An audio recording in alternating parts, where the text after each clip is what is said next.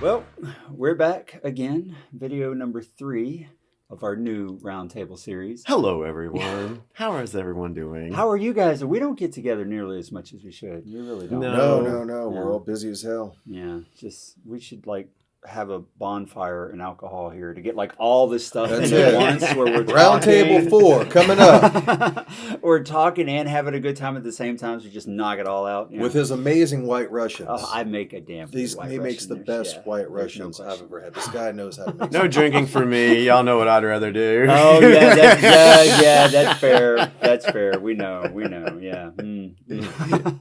But okay, so we wanted to do a quick recap of the first 2 videos we did, and this one probably going to be fairly in depth. We're going to try not to make it too long because it's a lot of information. We're going to have a ton of links in the video description, so if you want We're trying here, guys. Work with us. Yeah, if you want to get into the weeds, which Jimmy has, we have not. Jimmy's going to be presenting all the information on this one, and we don't know anything about it. We have our own personal stuff or whatever, and we're just going to talk.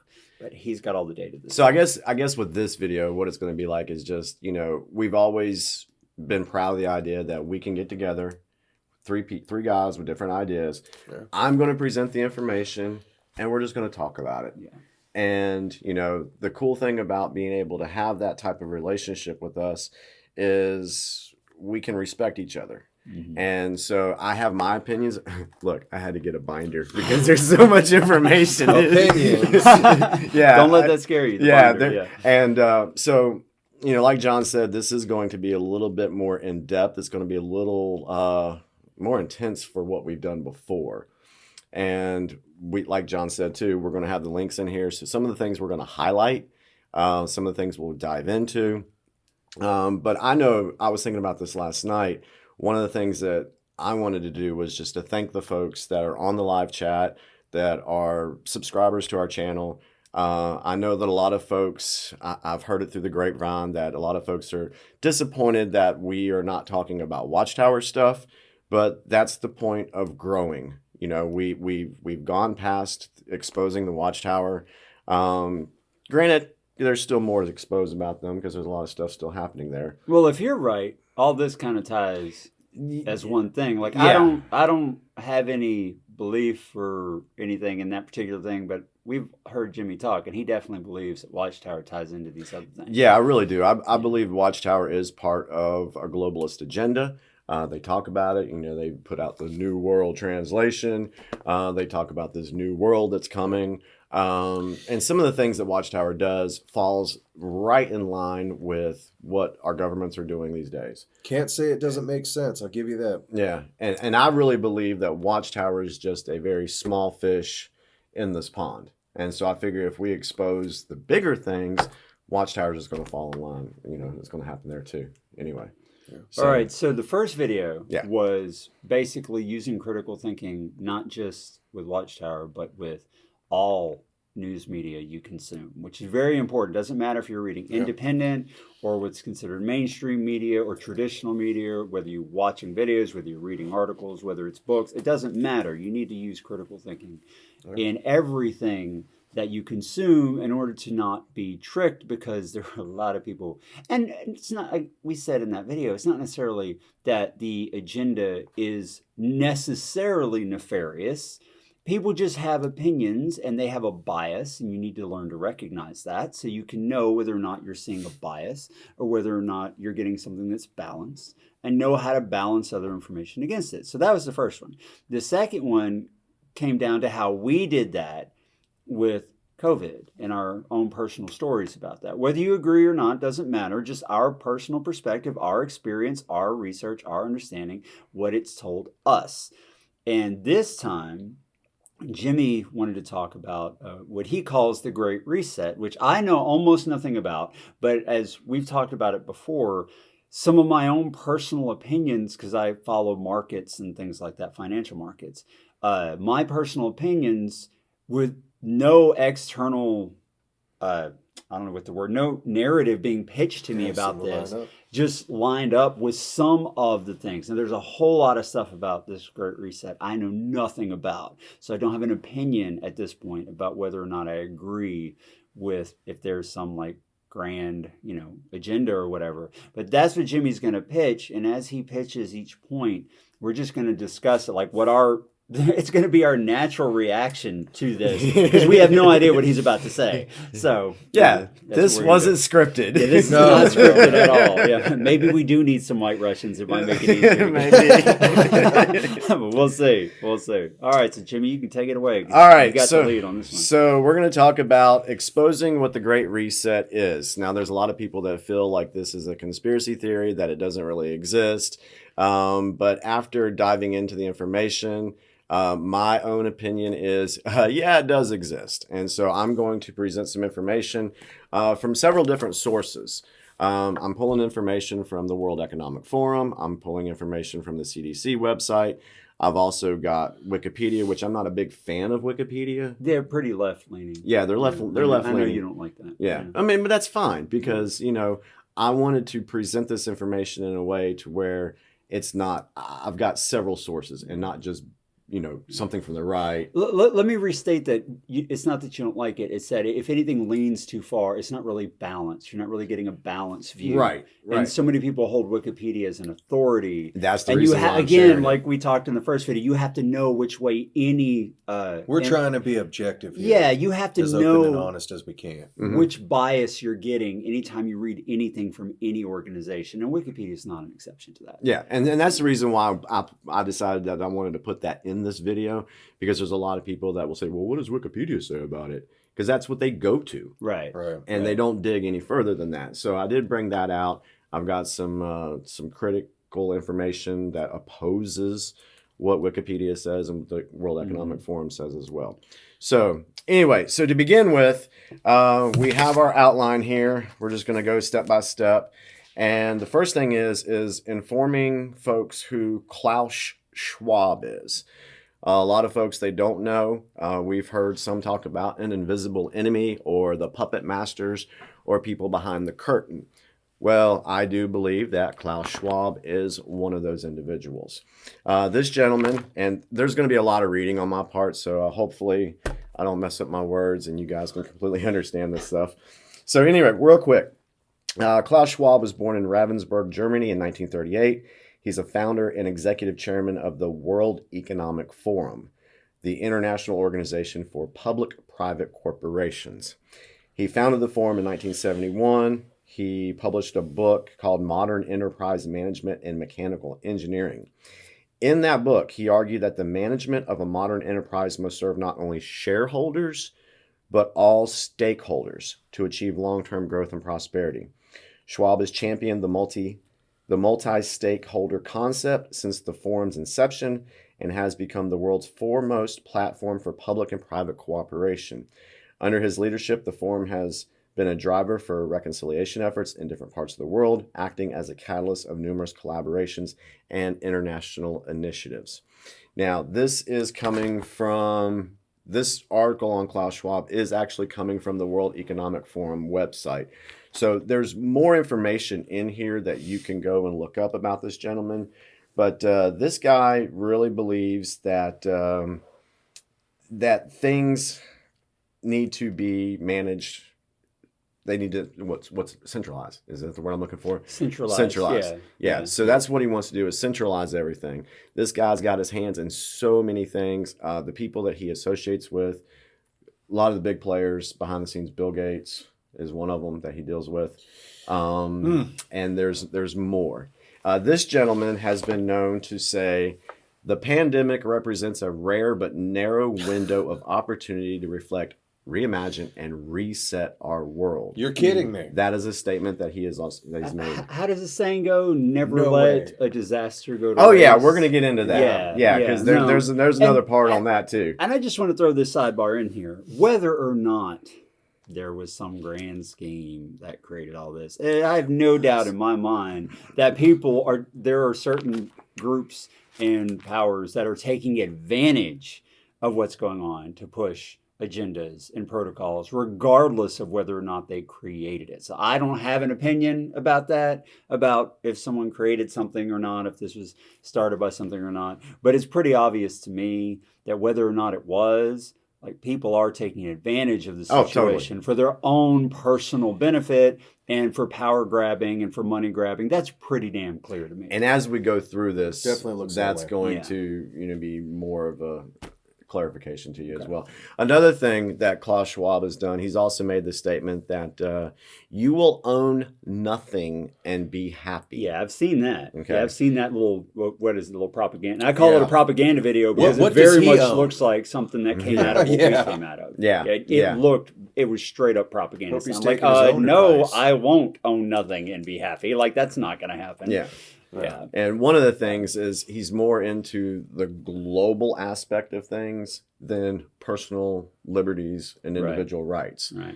So that's Big picture guy. that's kind of like New World Order crap is what that is. And to you know, me. my problem with that is that anytime you hear any major leader talk about how we need to put like the global community first and not focus on individual rights, you notice how they're never talking about themselves. Oh, no. They're talking about you. You need Seems to put to everybody benefit else them ahead of conveniently. you, whereas they end up being highly benefited. And that was one of my problems with the whole COVID thing. Like, you would see leaders, no social distancing, no masks, and this was before we had vax and all that, hanging out, breaking the rules, and they got caught repeatedly on film, leaked film, and like everybody, well, like that just didn't happen. People act like that didn't happen. Do you really think they care if they're breaking all the rules? They're claiming they're going to protect you, but they're not doing it. Like, and you see now, like I saw a picture the other day, a big Hollywood gala or whatever. None of the stars were masked up or anything, but all the help had to be. Like, was anybody checking the vax status of the stars? Or are they checking it of the help? Like, why are we having two standards here? That's my biggest problem. See, If you- COVID hey, likes wait, the one thing. workers. If you really believed that all this stuff worked, you would do it too, whether you're a leader or not.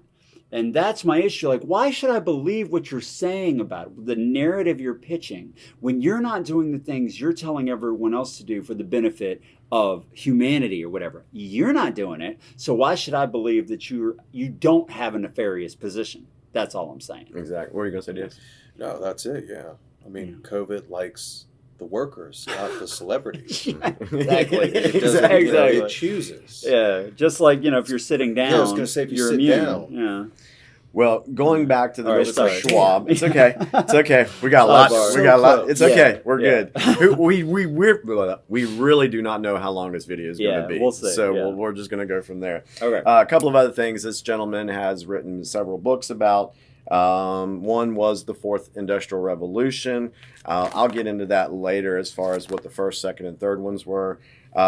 He's done many videos, podcasts. You can actually go on and find him talking about the Great Reset, how he wants to create this whole new economic, social atmosphere for the people. Does he call it the Great Reset? Or is He it- has called it the Okay, Great Reset. all right. He has. So that's why when someone says it's conspiracy, I'm like, well, they already call it that. I mean, Yeah, this no. is on.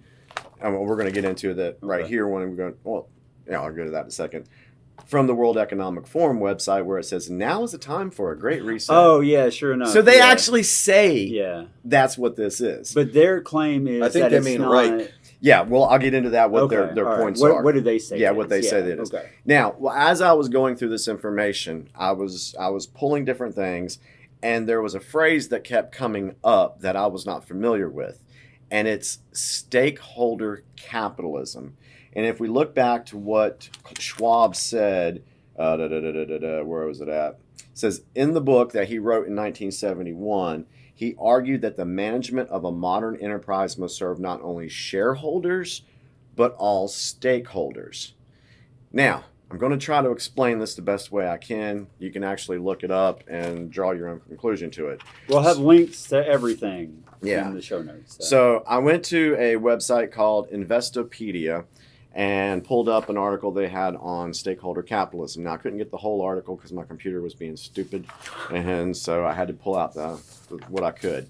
So this is what it is. This is what they say it is. Stakeholder capitalism is a system in which corporations are oriented to serve the interest of all their stakeholders.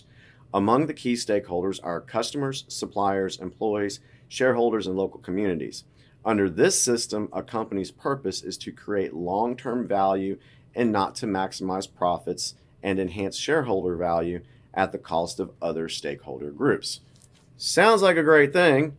Sounds like a good thing, you know. But then there's what does it look like? Stakeholder capitalism can either be an ideology adopted by leaders at individual companies or a model enforced by governments through laws and regulations.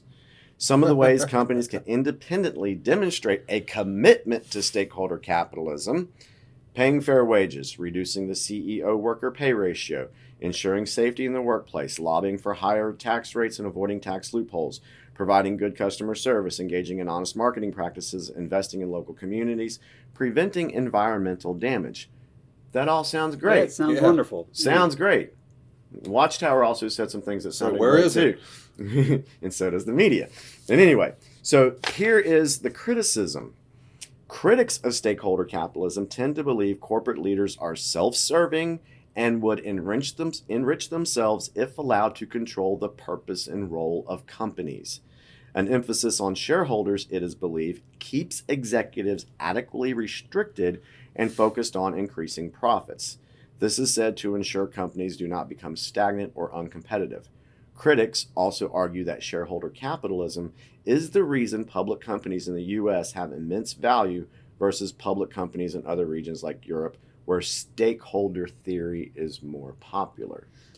Oh, okay, but all right, I can kind of see what they're saying, that if a corporation's primary purpose is to make sure the shareholders who own parts of the company are making money, well, then that keeps them from going too off track and getting like more focus on the community or whatever than on the company. And okay, I can see that, but I'm kind of failing to see, can you break down why is that a bad thing? And I'll be the first to say that we can see some of the reasons why that's a bad thing in the European energy crisis right now, where they ran too fast, too hard, trying to produce green energy. And when there was problems, then suddenly there's a shortage. And so they have a crisis because they shut down the oil and gas and petroleum-based stuff too fast. Now, I'm all for green energy, and they know that. I'm all for it. But I'm also for being practical. And if you run too hard too fast, well, then you could get yourself in a pickle, which is what's happening right now. So in that sense, I could see that if you're too focused outside of the profits of the corporation, you can cause problems like that. But that doesn't seem nefarious to me. That seems like just a poor decision, like short-term planning. So what's your criticism of that? So here's the key differences. I'm going to do the differences between the shareholder and the stakeholders because a lot of people just don't know. It says key difference: a shareholder can sell their stock and buy different stock. They do not have a long-term need for the company. Stakeholders, however, are bound to the company for a longer term and for reasons of greater need. For example, if a company is performing poor financially, the vendors in that company's supply chain might suffer if the company no longer uses their services. Similarly, employees of the company who are stakeholders and rely on it for income might lose their jobs. Important fact: stakeholders and shareholders often have competing interests depending on their relationship with the organization or company. So the way I see it is I don't like the idea of a company being controlled by a small group of self-serving individuals. Yeah. That's how I see it. I agree. That's how I see it. That rarely ever works. Yeah. So, let's say... Hello, governing body. Well, exactly. Yeah, it's not much different. Corporate America. Yeah. It's like, what if this stakeholder comes in and says, well, we want to do this, this, this, and this because this is how I feel it should be. And the shareholders are like, no, we don't need to. That's going to mess up our profits and things like that. So... Anyway. Okay, I just had a realization about why that could be a bad thing. Like if corporations are not just fixed on their own bottom line, but if they're starting to try to take a role in like community.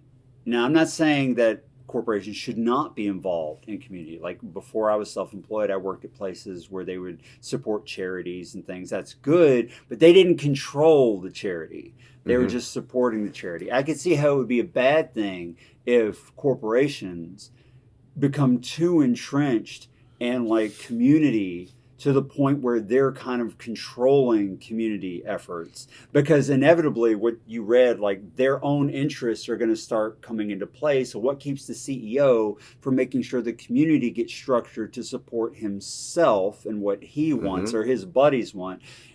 Whereas if you have a community government that's responsible for that, they don't make any more money if the community is good or bad. And so it's not like they have as much incentive financially to do something nefarious. Now, we know government officials are corrupt all the time, but on a local level, you see less of that because they have to live and shop and work around the people that they're serving. The federal government, you know my opinion on that, they're a total waste of time.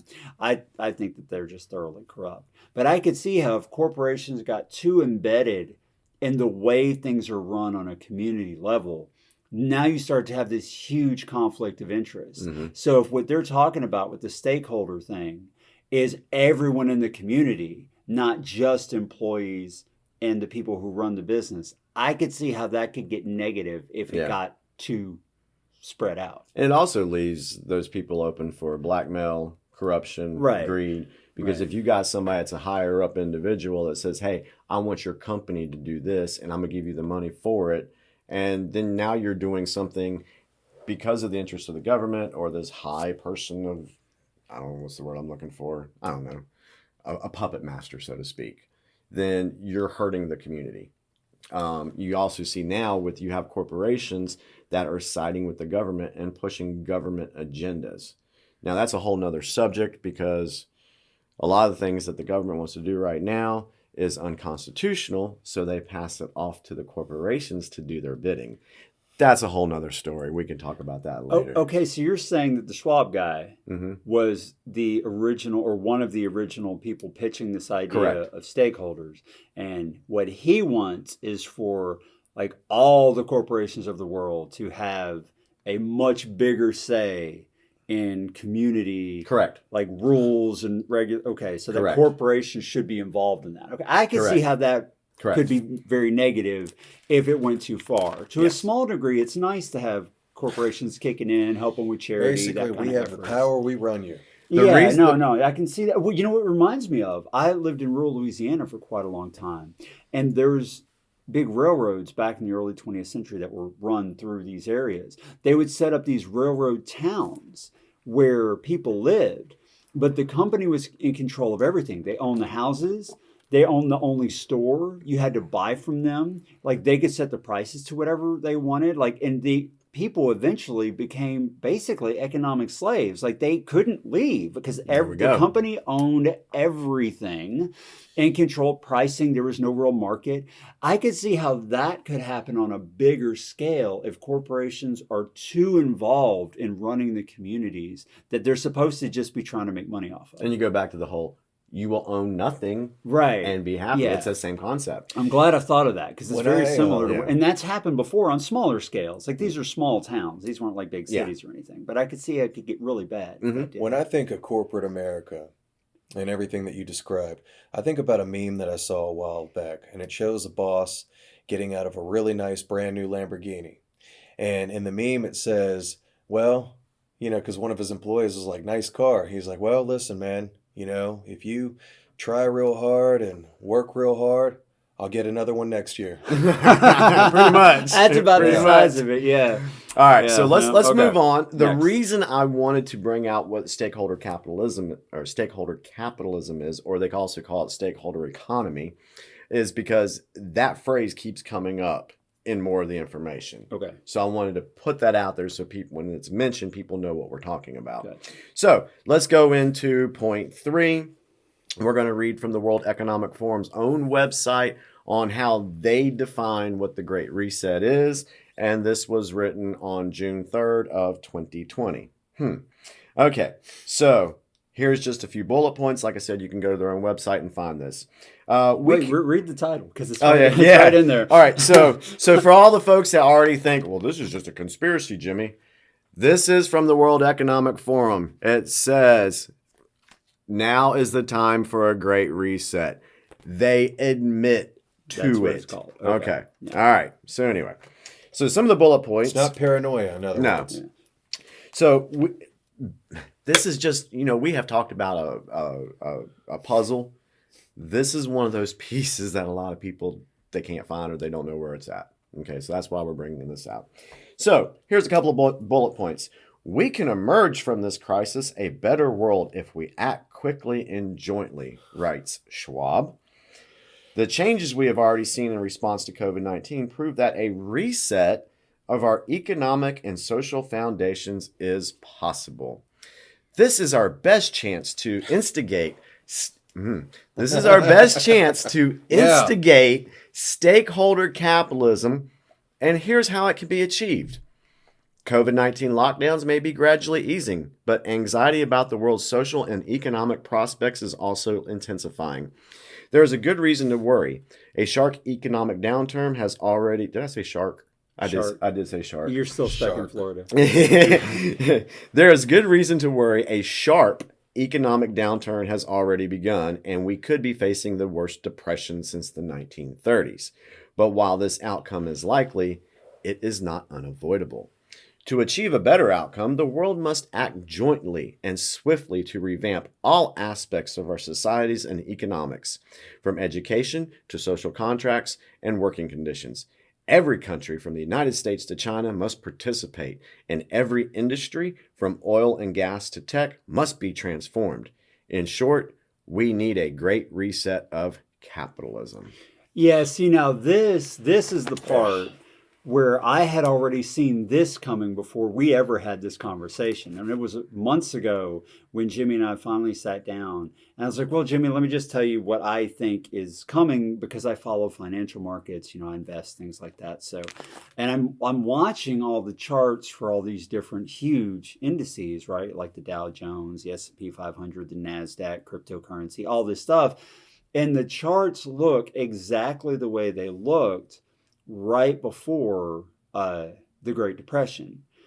And analysts I follow are comparing the two and showing, they're called fractals, which is just like a picture of what a chart looks like. And you take it and you put it on top of another chart to see how much they match up. They look exactly the same.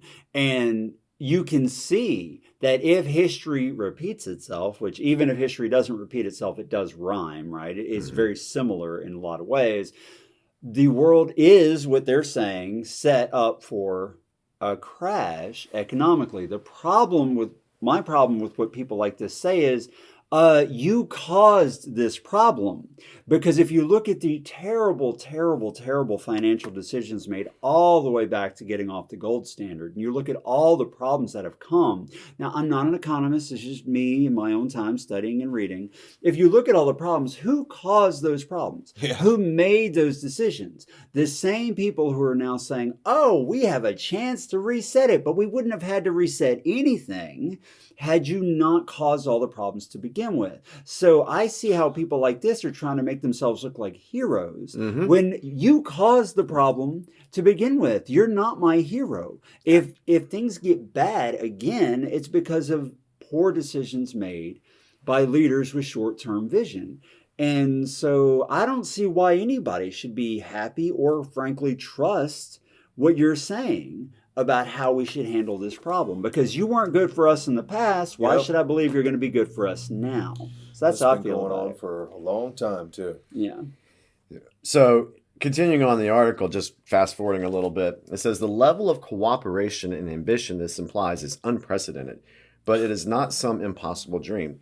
In fact, one silver lining of the pandemic is that it has shown how quickly we can make radical changes to our lifestyles. Almost instantly, the crisis forced businesses and individuals to abandon practices long claimed to be essential, from frequent air travel to working in an office. Likewise, populations have overwhelmingly shown a willingness to make sacrifices for the sake of healthcare and other essential workers in vulnerable populations, such as the elderly. Some of us weren't given a choice. Yeah, and now we get back to that. Okay, first of all, it wasn't a choice for a lot of people. It was forced on them. And second, when you look at the big groups, the higher ups, like they're not doing the things they're forcing down on lower people. So this is just bunk to me. People didn't, yes, when it first started, yes, people are basically good. I believe that. And they wanted to do what was good and what would help other people. I always say I'm not an asshole. Like if a mask worked, I would wear one. But when the data started coming out and it was clear that there's no 2 weeks to flatten the curve, it's what, the 67th, 69th, whatever week now. And, but the vaccine's going to stop. Wait, but it didn't stop anything because you can still spread. Like at what point do people say nothing you've said so far has actually turned out the way you said it was going to turn out? This is no longer cooperation. This is coercion at this point because people are being, you have to take it or you're going to lose your job. That's not cooperation. That's not what cooperation means. You're not trusting people's basic goodness to do the right thing. You're saying, do what we say is the right thing or you're out on your ass. That's not cooperation and that's not freedom. And it says, following along with that, it says, and many companies stepped up to support their workers, customers, and local communities in a shift toward the kind of stakeholder capitalism to which they had previously paid lip service to. Do you see why I brought that out? No, I get it. I get it. Because it's in here. Yeah. All right. So the next portion of this article from the World Economic Forum is the three main components of the Great Reset. So we're going to go through those real quick. Number one, the Great Reset agenda would have three main components. The first would steer the market toward fairer outcomes. To this end, governments should improve coordination, for example, in tax, regulatory, and fiscal policy, upgrade trade arrangements, and create the conditions of a stakeholder economy. At a time of diminishing tax bases and soaring public debt, governments have a powerful incentive to pursue such actions. That's number one. Yeah. And I go back to, you guys caused this problem. Why are we going to trust you to fix it? Exactly. Maybe we should just get rid of you all. There we go. Found the problem. I don't mean that in like any kind of really nefarious. I mean, just maybe someone else should be running this and not you. Maybe that's the best way to do it. I mean, I agree, Dr. Phil, if what you're doing isn't working, do something else. So maybe that's the better answer than letting you, who caused the problem, try to fix it. I'm just saying. Yep. Yeah. The second component of a Great Reset agenda would ensure that investments advanced shared goals such as equality and sustainability. Here, the large-scale spending programs that many governments are implementing represent a major opportunity for progress. The European Commission, for one, has unveiled plans for a 750 billion euro, 826 billion in US dollars, recovery fund. The US, China, and Japan also have ambitious economic stimulus plans. Rather than using these funds as well as investments from private entities and pension funds to fill cracks in the old system, we should use them to create a new one that is more resilient, equitable, and sustainable in the long run. This means, for example, building green urban infrastructure and creating incentives for industries to improve their track record on environmental, social, and governance metrics. Yeah. I guess my problem with that, it always goes back to the same thing. Like, I don't necessarily disagree on any particular point that certain things need to happen. Like, I do think we should be more green. I do think we shouldn't pollute so much. I do think we should have better equality. I do think people's pay should be better. I do think CEOs should make 100 times as much as the average worker. I do think that those things are all true. I just don't trust you mofos to do it because you never did. You caused it to begin with. So why am I going to believe you're going to fix it now? That's my fundamental problem with anyone who makes these kinds of grandiose claims. So the third and final priority of a Great Reset agenda is to harness the innovations of the fourth industrial revolution, which I'll get into that later, to support the public good, especially by addressing health and social challenges. During the COVID-19 crisis, companies, universities, and others have joined forces to develop diagnostics, therapeutics, and possible vaccines, establish testing centers, possible vaccines, and this was on June 3rd of 2020. Establish testing centers, create mechanisms for tracing infections, and deliver telemedicine. Imagine what could be possible if similar concerted efforts were made by every sector. The COVID-19 crisis is affecting every facet of people's lives in every corner of the world, but tragedy need not be its only legacy. On the contrary, the pandemic represents a rare but narrow window of opportunity to reflect, reimagine, and reset our world to create a healthier, more equitable, and more prosperous It's so future. convenient. And we were talking about that before we filmed, right? I forget, were we on camera, were we not?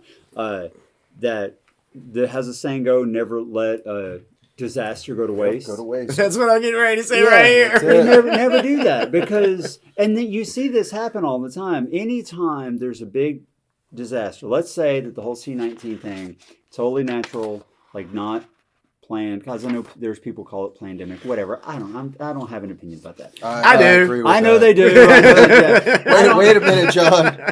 Wait a minute. This is all planned, dude. I don't have an opinion about that. But what I do have an opinion about, and what seems very obvious to me, is that when it happened, for whatever reason, planned, unplanned, whatever, there definitely were people who stepped in to take advantage of something, a crisis, to make it support their own agendas and benefit their own bottom lines. I mean, how many billionaires were created at the time? Help them. Yeah, exactly. So there's whether or not it was a created thing, I don't know. I don't have an opinion. It definitely is serving the agenda of people who know how to take advantage of a crisis. That I believe, for sure. Fact. Yeah. And like I said, the information we're presenting at the moment is pro Great Reset. You know, comes from the World Economic Forum. All the wonderful things they say it'll bring. And that's the thing. They say all these good things, which get into that a little bit later, but they say all these good things, but they use phrases and words that sound good. You know, and we're used to that. And, you know, that's what Watchtower did to us. You know? That's right. That's what they did. So we can, if you're awake, you can see right through that charade there. And this is where it's important to understand, because like I'm glad that you got into what the stakeholder economics, like what that is, because once you understand it, and that triggered a memory for me about rural Louisiana and the railroad towns. I'm like, oh, okay. Now I get it. So once you have a grasp on what it means when someone uses a really nice sounding term, stakeholder economy, like we're going to help everybody. Oh yeah, like the railroads helped everybody by running everything, and look how that turned out. Imagine that on a global scale. Yeah, no, so that really cleared up that part to me when I had that memory. So it's good that we're talking about the basics of what do these definitions they're using over and over again, what does that really mean? And what did that mean in the past? Was it good then? No. Yeah. Will it be good now? So we're going to go into point number 4, highlight what Wikipedia says about the Great Reset. I'm just going to go through this really quick. But this is also, since it is a more left-leaning outlet, it's going to support the Great Reset as something good. So just go with it. The Great Reset is the name of the 50th annual meeting of the World Economic Forum. Okay, so apparently this dude, Schwab, he names all his meetings going back to like 2003. He puts a little title on it, kind of like Watchtower does with the conventions. Naming the conventions. Yeah, okay. Sure. Okay. So kind of the same thing. Okay. It brought together high-profile businesses and political leaders, convened by Charles, Prince of Wales, and the WEF, World Economic Forum, with the theme of rebuilding society and the economy in what proponents believe is a sustainable way following the COVID-19 pandemic. He threw the plan in there. I just want I did say that. It actually says pandemic. I threw it. Same thing. Yeah. Freudian slip. All right. So WEF Chief Executive Officer Klaus Schwab described 3 core components of the Great Reset. The first involves creating conditions for a stakeholder economy. The second component includes building in a more resilient, equitable, and sustainable way. Sounds great. Based on environmental, social, and governance metrics, which would incorporate more green public infrastructure projects. The third component is to harness the innovations of the 4th Industrial Revolution for public good. In her keynote speech opening the dialogues, International Monetary Fund, also crazy evil people, directed Kristalina Georgieva, whatever her name is, listed 3 key aspects of the sustainable response: green growth, smarter growth, and fairer growth. In June of 2020, the theme of the January 21 51st World Economic Forum annual meeting was announced as the Great Reset, connecting both in-person and online global leaders in Davos, Switzerland, with a multi-stakeholder network in 400 cities around the world. The Great Reset was also to be the main theme of the WEF Summit in Lucerne in May 2021, which was postponed in 2022. Last part of this page, the World Economic Forum generally suggests that a globalized world is best managed, listen carefully, best managed by self-selected coalition of multinational corporations, governments, and civil organizations. It sees periods of global instability, such as the financial crisis and the COVID-19 pandemic, as windows of opportunity to intensify its programmatic efforts. Never let a good crisis go to waste. Yeah, because we all know that corporations, being a major part of what runs the world, has worked out smashingly well for everybody. Well, for the little guy, in the last however many decades. Yeah. The more powers corporations have and the more pockets they're in, the worse things always seem to get for the little guy. So I don't see. Facts. Let's just do more of that to make the world a better place, right? Let's learn from history for a minute. Now, y'all know I don't. You don't follow me on Facebook. You're on. I hate Facebook. Yeah. Okay. So did you see the sidebar? BMJ, the most respected medical journal in the world, called out Facebook's fact checkers for their garbage yesterday. I just want to point that out. Dave from X22 talked about that last night. Yeah. I agree with that because that's I'm just saying that's some bullshit. The reason I mentioned that is because I have put on my Facebook page that we are in World War III. I have said that. It's not a shooting war, it's an information war. Okay. I have said that. Many people have said that. We're in another Cold War, huh? This was interesting right here. By mid-April 2020, against the backdrop of the COVID-19 pandemic, the COVID-19 recession, the 2020 Russian-Saudi Arabia oil price war, and the resulting collapse in oil prices, the former governor of the Bank of England, Mark Carney, described possible fundamental changes in an article in The Economist.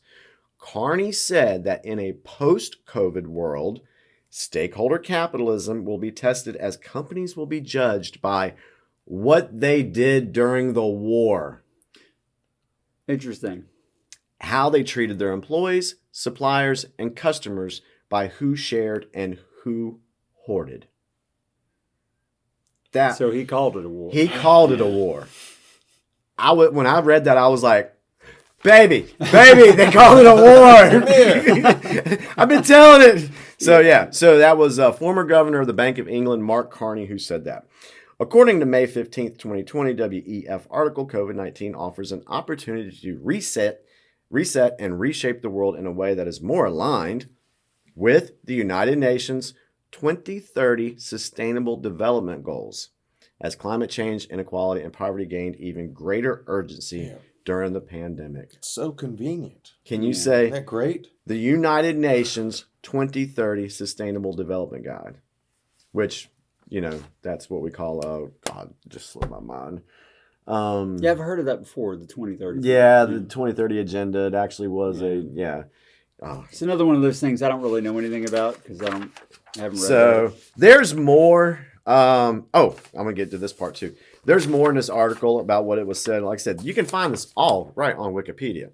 Now, I mentioned before, we mentioned that Klaus Schwab wrote a book called The Fourth Industrial Revolution. All right. A lot of people don't know what the Fourth Industrial Revolution is. Hell, most people don't know what the first, second, and third ones were. So I'm going to explain that real quick so we know. Okay. I do. I'm into that. I follow histories. But yeah, go ahead. Awesome. I want to hear this. Okay. So Schwab said that the first industrial revolution was powered by water and steam to mechanize production. Through electrical power, the second industrial revolution introduced mass production. Electronics and information technologies automated the production process in the third industrial revolution. It's what we were born in. It's our generation.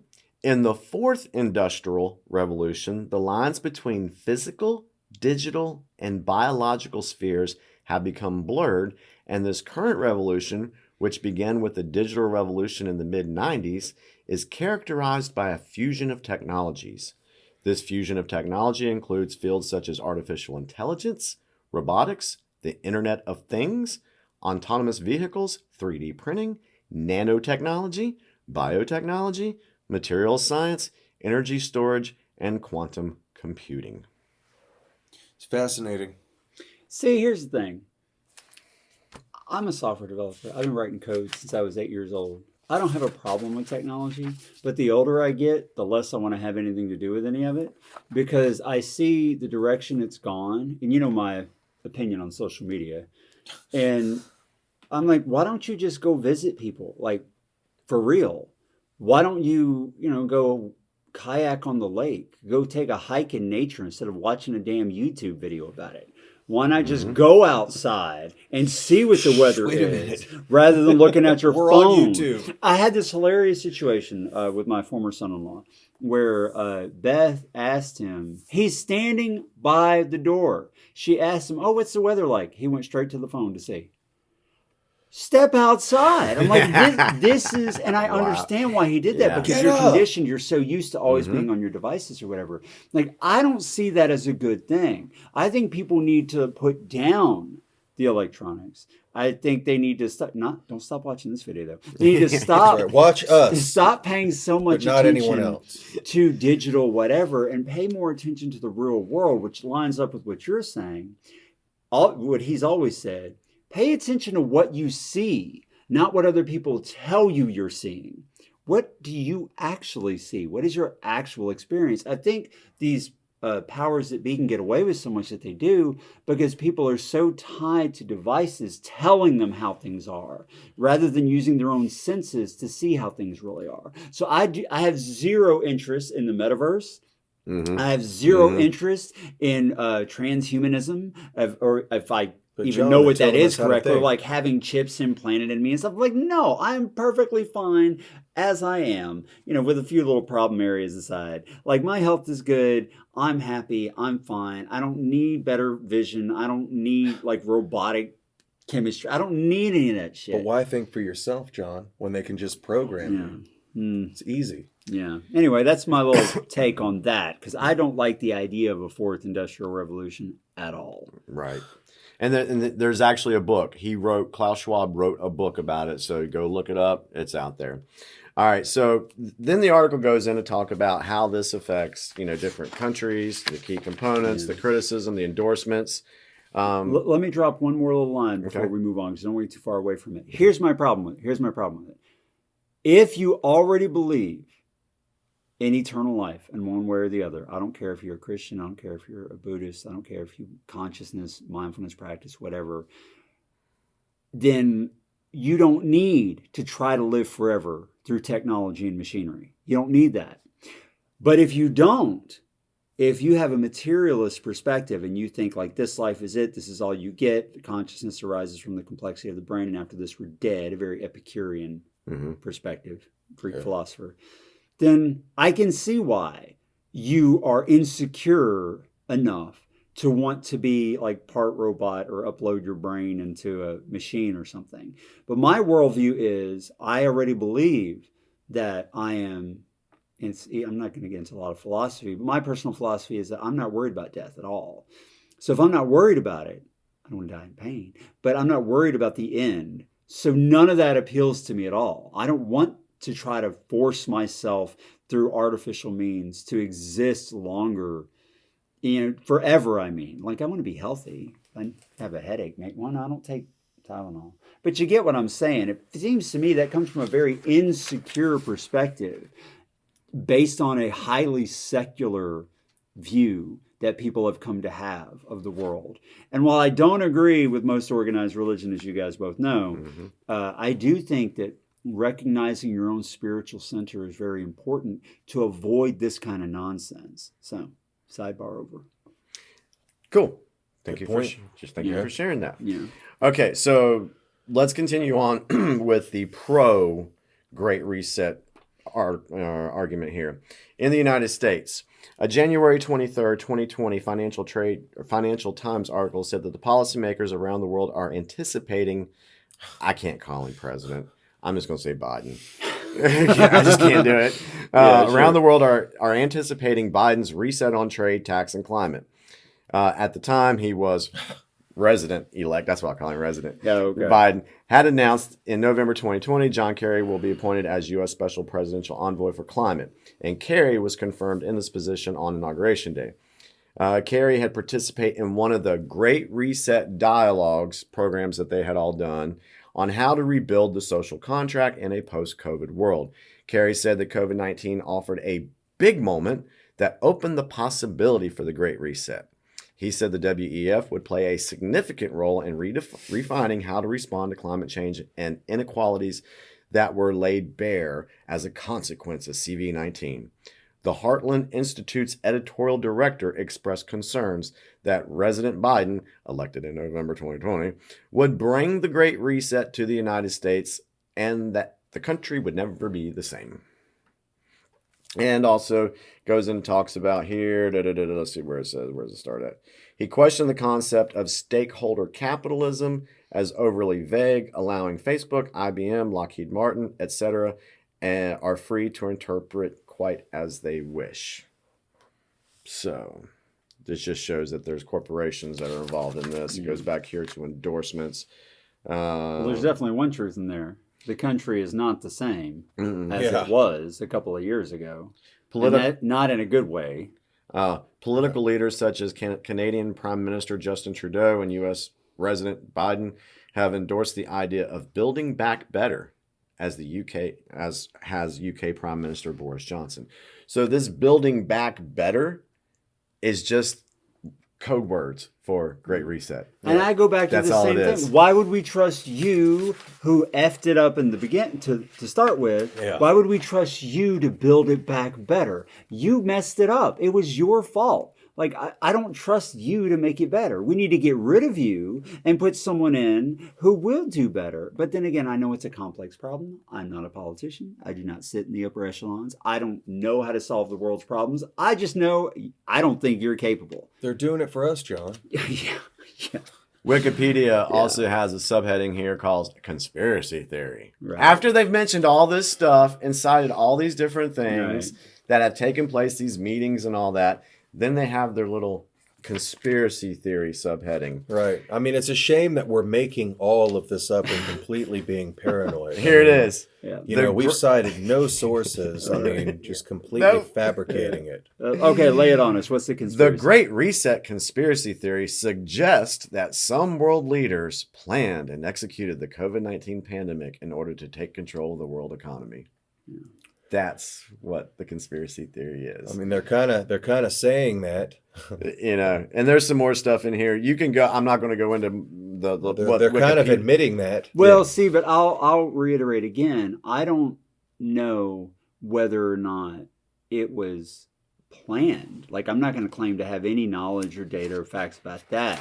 But what I do know is whether or not it was planned, it has absolutely been used to erode freedom, to royally mess with the economy, and in my opinion, to cover up the inevitable problems of the economy and point at something else as a scapegoat. Oh, it was COVID messed up the economy, even though economists have been calling for major problems those damn for decades. Anti-vaxxers. And the only reason we haven't had those big problems yet is because the governments have been pumping so much funny money into the economy to prop it up for so long, but you can only do that for so long before you can't do it anymore. It's a little thing we like to call inflation that we're seeing a lot of right now.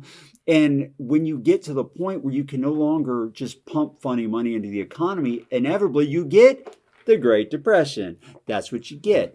But if you have a scapegoat, it wasn't our horrible, horrible policies for the last so many decades. It was COVID and those damned anti-vaxxers. You know, to me, it seems pretty obvious that it's... We're responsible for everything. Yeah, even if it wasn't planned, it's certainly being used to try and push a narrative that I think is just utter bollocks. So I think it's flattering that us anti-vaxxers have so much power. We are controlling the world's economy right here on YouTube. Yeah, that's a great... right here from the studio. I like that perspective. Yeah. We're powerful, yeah. You mentioned that you not sure whether the COVID-19 was planned or anything. Have you looked at Event 201 yet? Yeah, I did. Okay. And I admit that was quite coincidental. Yes, to say the least. I admit, I've read that. Event 201. Look it up. It's crazy. We'll put a link. Bill Gates was responsible for heading that up. Yeah. All right, so now we're going to move into the fifth point. Now we're going to start looking at the criticism and what people have been saying and warning about this. So the first thing I pulled was from the website called LifeSite. Now, LifeSite is a website that was, the company was founded in 1978. It's an international traditionalist Catholic far-right media. All right, so we did Wikipedia. We've done the World Economic Forum. Now we're going to talk about this. Trying to cover all sides. Yes. Yeah. In 2021, LifeSite was banned from social media platforms for spreading CV-19 misinformation. What's that tell you? Yeah. Oh, I don't know. They banned the BMJ too. Yeah. Even though, well, not the whole BMJ, just one particular article, even though that's one of the most highly respected, peer-reviewed, data-driven editorial sites on the planet when it comes to medical information. So yeah, I'm going to trust what Twitter has to say or what Facebook has to say about what should or should not be up. Yeah, I'm going to trust their facts. So these guys put out this letter. Archbishop, what's his full name? I can't even say his full name. Archbishop Carlo Maria Vigano. This gentleman wrote a letter to President Trump about the Great Reset, the plot to subdue humanity and destroy freedom. Now, this letter that this Archbishop wrote, this is his second letter that he wrote to Trump. The first letter that he wrote was warning about what they were doing with CV-19, what the plan was with all that stuff and what we'd be facing. If you go back and read that letter, it's like, wow, he was so on it. I don't have that one, but I do have the second one. So it starts off, I'm going to skip a little bit of it. We'll put it in the link so you can read it all because it talks about God and humanity and children of light and forces of evil and all that stuff. So I'm going to skip all that because we're just not going there right now. So I'm going to go down here to the part of the letter where it says, and this is him writing to Trump, a global plan called the Great Reset is underway. Its architect is a global elite that want to subdue all of humanity, imposing coercive measures with which to drastically limit individual freedoms and those of entire populations. In several nations, this plan has already been approved and financed. In others, it is still in an early stage. Go back. This was written October 25th of 2020. Okay? Just for perspective. Sure. I meant to say that in the beginning. Behind the world leaders who are the accomplices and executors of this internal project, there are unscrupulous characters who finance the World Economic Forum, Schwab, and Event 201, Bill Gates, promoting their agenda. I agree with that. I believe that. Well, that's what I believe. What I do know, summed up, whatever I think about whether or not this was planned or whatever, is that freedoms are seriously being eroded in countries all over the world. So I agree with that statement. Whether or not it was Australia, Canada, Germany, France, Britain, here, thank whoever, that we have the Second Amendment. That Bam! Oh! That we have states that are competing in a way that other countries don't have. The states here have a lot of autonomy. And so you see states like Florida, Arizona, Texas stepping up saying, hey, they're going to enforce all these restrictions. We're not. So come bring your money here. There's a game theory at play here in this country that you don't see in other countries. And I'm grateful for that right now. All right, so continuing with the letter, this next paragraph. I like this guy. Yeah, he's really good.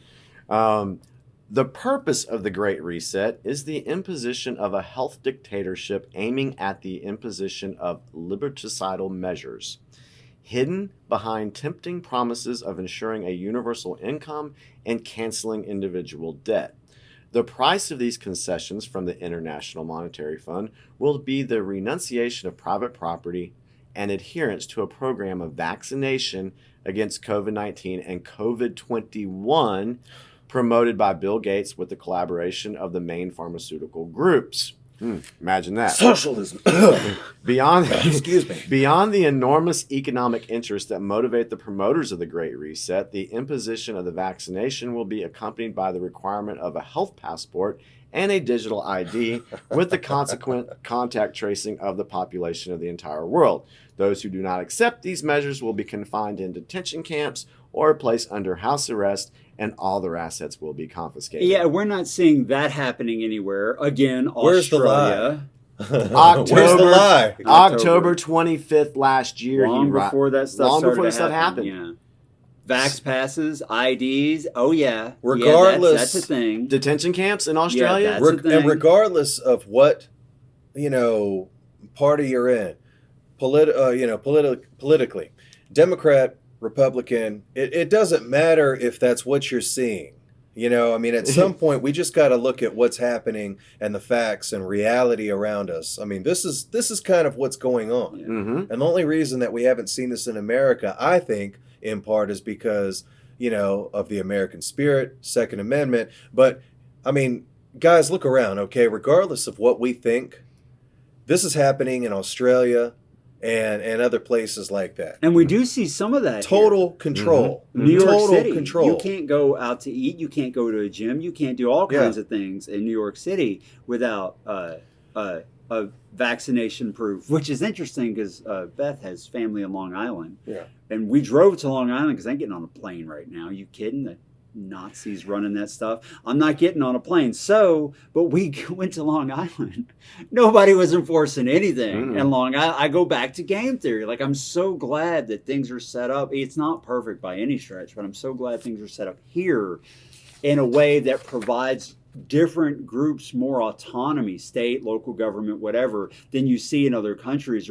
I have no doubt it would be just like it is there here. I don't live in Australia, so, I don't know how true this is. I don't have any sources on this. But, I've heard things being as crazy as people being beat for leaving their houses in Australia. Oh, yeah, I've seen during it, this Now, pandemic. to be fair, it's not every part of Australia. No, it's just certain parts. Certain states, because they have states too, but it's different. It tells you a lot right there. It does, yeah. So let's continue on with the letter from the Archbishop to Trump. And this paragraph is pretty interesting. Mr. President, I imagine that you are already aware that in some countries the Great Reset will be activated between the end of this year, 2020, and the first trimester of 2021. That happened. For this purpose, further lockdowns are planned, which will be officially justified by a supposed second and third wave of the pandemic. You are well aware of the means that have been deployed to so panic and legitimize. Shit. Yeah. Legitimize. Thank you. Draconian limitations on individual liberties, artfully provoking a worldwide economic crisis in the intentions of its architects. This crisis will serve to make the recourse of nations to the Great Reset irreversible, thereby giving the final blow to a world whose existence and very memory they want to completely cancel. Tear down statues, get rid of history. But this world, Mr. President, includes people, affections, institutions, faith, culture, traditions, and ideals. People and values that do not act like automatons. Automatons, okay, yeah. Who do not obey like machines because they are endowed with a soul and a heart, because they are tied together by a spiritual bond that draws its strength from above, from that God that our adversaries want to challenge, just as Lucifer did at the beginning of time with his non-servium. Yeah. The religious stuff aside, I definitely agree. And again, I go back to, I don't know if it was planned, but it definitely appears to me in my study of markets and finances to be used as a cover for an economic crisis, like to try to push it off on something else. And yeah, definitely he nailed the pieces about vax passes. Oh, this dude is so on it. He knows all that stuff. So no, he wasn't wrong about that for sure. So the last couple things on this one. He says, Mr. President, around you are gathered with faith and courage those who consider you the final garrison against the world dictatorship. The alternative is to vote for a person who is manipulated by the deep state, gravely compromised by scandals and corruption, who will do the United States what Jorge Mario Bergoglio is doing to the church. Prime Minister Conte to Italy, President Macron to France, Prime Minister Sanchez to Spain, and so on. The blackmailable nature of Joe Biden, just like that of the prelates of the Vatican's magic circle, will expose him and be used unscrupulously, allowing illegitimate powers to interfere in both domestic politics as well as international balances. It is obvious that those who manipulate him already have someone worse than him ready, with whom they will replace him as soon as the opportunity arises. I agree with that. I agree with that too. I do agree with that. I abstain. I have no opinion. The last point that I highlighted says, he said, this great reset is designed to fail because those who planned it do not understand that are still people ready to take to the streets to defend their rights, to protect their loved ones, to give a future to their children and their grandchildren. Now, I have something to say about that because I saw a wonderful interview with a great article or great letter. A professor of psychology from Belgium, and he talked about what he calls a mass formation, the way large groups of people follow when stuff happens. And he says, okay, on one hand, you got 30% who absolute true believers, like with the C-19 thing, absolute true believers. You're never going to convince them that anything's off base, that we shouldn't have 37,000 jabs every 6 weeks. Like, you're never going to convince those people that the powers that be are wrong. They believe, absolutely. Mm-hmm.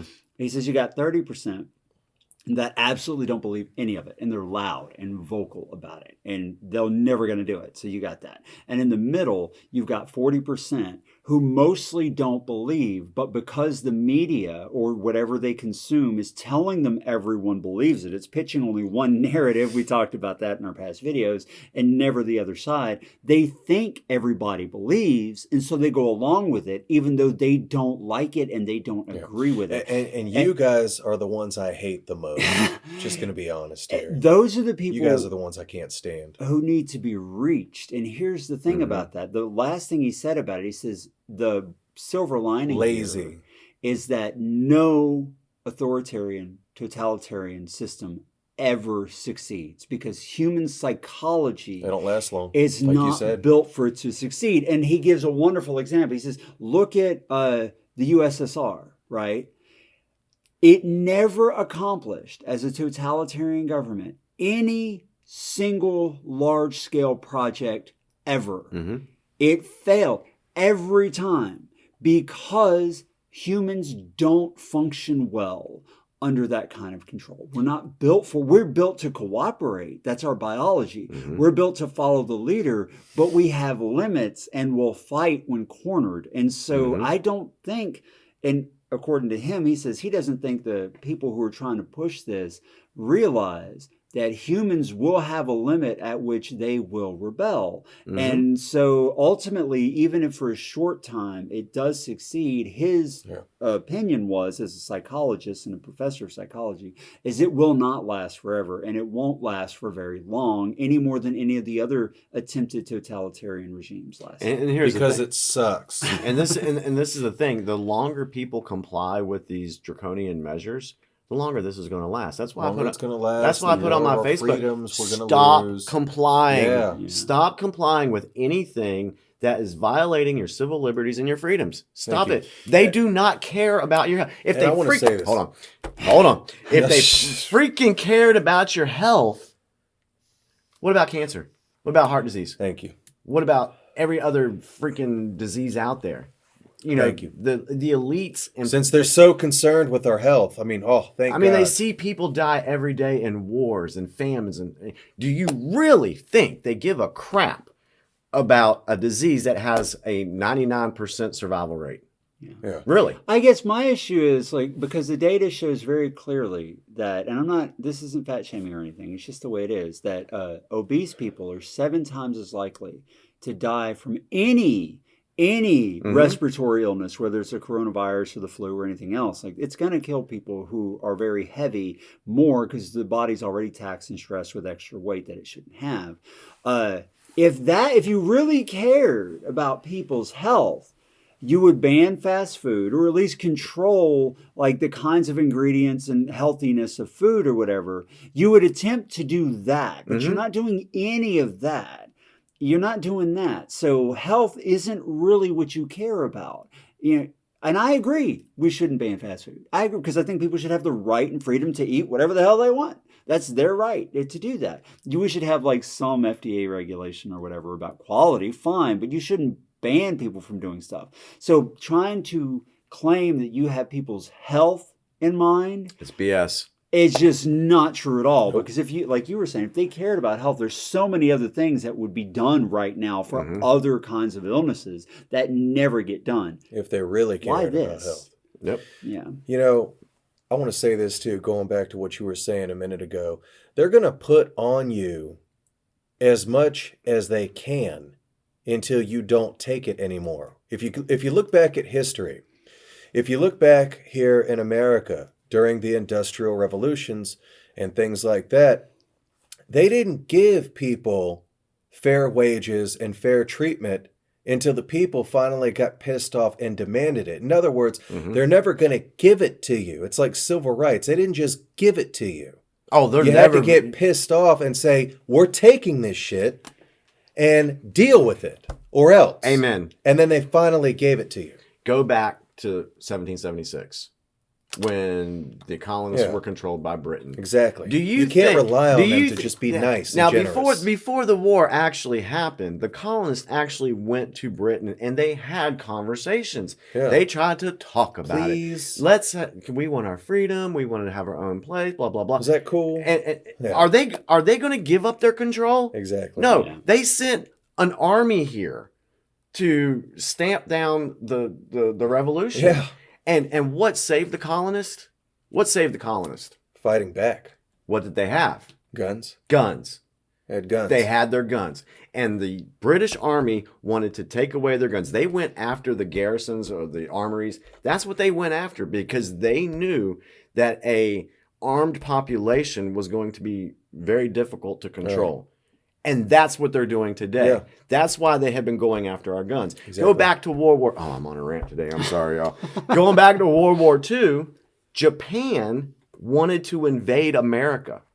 They didn't because they knew that there would be a gun around every blade of glass. Blade of... Yeah, I said that right. Blade of grass. So it's very vital that we keep our Second Amendment. Our Second Amendment is what saved this country in the first place. Yeah. And that's what they're going after. You look at Australia, you look at France, these places can't give up their guns? I don't know about I know in the UK you can't own a gun. Yeah. Okay. So I at least know Australia and UK, there's no guns. And look what they're doing to the people. Yeah. If you want fair wages, if you want fair treatment, if you want COVID to be over and all of this to stop, then you as the people have to stand up and demand it and say, we're done with this shit.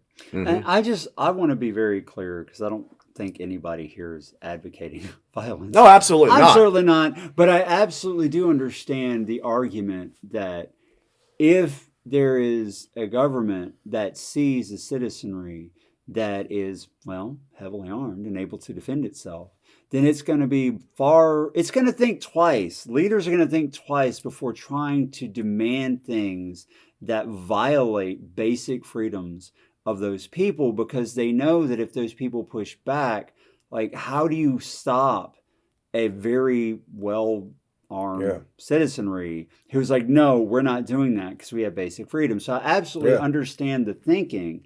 Now, none of us are saying you should go out and like threaten anybody. Yeah, of course not. But like, if it came to your door, who's going to be better prepared to deal with a situation like that? I think that's the argument, and I think that's a fair one when you look at other countries. And I used to be on the other side of this argument. They know. I used to be very much against any kind of gun ownership because I'm a data-driven person.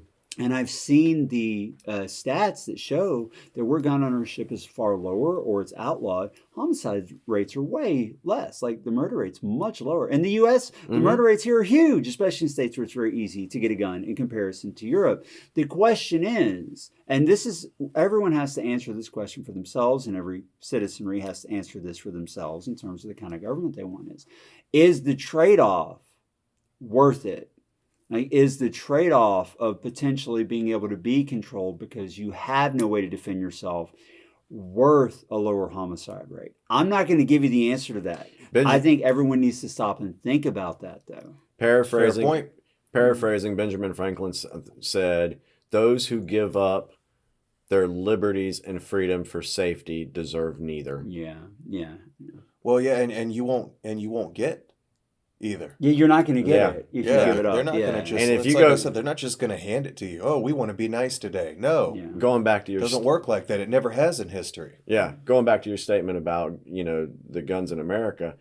I know we've kind of gone off track a little bit, but that's what we do. But if you look at we're on track. the cities that enact the strictest gun laws, that's where the majority of your murders and crime rates are in those cities. Chicago. Look at Chicago. They have a strong. That's true, but to push back on that just a little bit, and then we should move on. Yeah, it's so easy to get weapons in the United States. It is. It's so easy. And so to bring those things to places where there's strong laws it's so easy to get stuff across the borders. It's not hard. My basic premise is if you try to stop it completely in the whole country, okay, you're definitely going to lower the homicide rates according to the data. It's going to go way down. But what are you giving up, and is it worth it? And I think everybody needs to ask themselves that question. Yeah, correct. Yeah. Your thought? No, yeah. I mean, I know what John's saying, and yes, it does make sense. John, anyone who's been watching the show can probably tell John leans on the liberal side. Jimmy's obviously very conservative. I'm somewhere between the two. I think John's getting there, and John's been coming a little bit more towards the middle. Somewhat anarchist. I am liberal in the true meaning of liberal, right? Libertarian. Right. I don't buy into cancel culture. I don't buy into all this stuff that's going on, trying to force people to take vaccines or lose their job. Like, to me, that has nothing to do with liberalism, because the root word is liberty, and that's not liberty. That's not what liberty is. But I am very socially liberal. Like, I think you should leave people alone, let them live the way they want to live. But I think what we're starting to see, and I think the reality is regardless of whatever side you lean on, whether you're pro-gun or anti-gun, both arguments do make sense to me. So I get it. Is what choice do we have? Yeah. What choice do we have? Because if you look at the way things are going, it looks like it's just getting to the point, regardless of whatever political side you're on, we really have to push back against this, or we're going to have no freedom at a certain point. We're going to be completely controlled. Well, this is regardless of if you're red or blue here. Well, that's the thing about this whole Great Reset, is the fact that they want people divided. They want people squabbling over this and that, so that they can move on with their trying to start race wars. With their little plan that they have going on here. Vaxxer war, and cultural dissent. Yeah, I read a great. We really should move on. But Who's gaining at the end of the day? They're gaining at the end of the day because of it all. Aren't you the one that said we just talk in present? We just do. We just talk in present. This is very relevant. Yeah, it is relevant. I read a great analogy to it. It's like if you put black ants in a glass jar with red ants, they won't attack each other. They'll just crawl all over each other. You can watch it happen, and no big deal. But if you shake the jar and pour the ants out on the table, those ants will all kill each other until everybody's dead. And he says the question you need to ask is why are the ants okay climbing all over each other until you shake the jar? The question you need to ask is who shook the damn jar and why? And that, I think, is true. You see people get pit against each other as a distraction away from other things that are being done. Who's shaking the jar? He's just one of them. Again, to be clear, I don't know if any of this is actually true, planned, whatever, on any grand, I don't know if there's a grand conspiracy, but what I do know is that people are taking advantage of the situation for their own good and not for the good of people in general. And that I can agree with, even if I don't know any of this stuff. At the very least, it looks that way. It certainly feels that way. It does look and feel that way. Okay, so we really need to move on. That was a lot of fun. I love it when we talk like that. I do too. It's great, and I'm sure it's the best part. I'm sure we're going to end up doing more of that here as we move along. Okay, so point 6. Review the article, The Great Reset. The global elites plan to radically remake our economic and social lives. So this article I have pulled from ammo.com. I didn't know. We all know which way that lands. Yeah, we all know which way that leads. So America. I was actually shocked when I found this article because I was like, it's on an ammo site? But they do a lot of publications and articles that are geared towards freedom and liberty and things like that. So this particular article was, Is that America here? I could not find when this was written. I looked for it. I just couldn't find it. But it is written by a guy named Sam Jacobs. This guy grew up in southern New England, probably the part of the country with the weakest gun culture. So anyway, that's about him. You can read that on ammo.com. To the article. Okay, so we'll just start off here. It says, the Great Reset is upon us, or at least the powers that be are trying to bring it out. What was once a fringe conspiracy theory is now on display plain as day for everyone to see. The economic, political, academic, and media elites around the world are leveraging the chaos, confusion, and restrictions on liberty from the COVID-19 lockdowns and using them to radically alter society around the world. Now, that's a paragraph I can agree with. I can agree with that. That's true, in my opinion, and estimation. Okay. What will this change look like? The global elites want to create a society of renters who own nothing, while also pushing a social agenda that would be unpopular with the unwashed masses and difficult to implement in a society with a broad, ownership-based middle class. What this means is that you would rent not just your home, but also your phone, computer, car.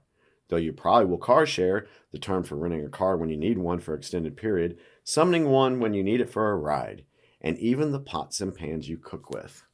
So when I read that, I was thinking of Uber and Lyft. You know how they keep pushing those types of different services. That was just something that came to my mind. Sure.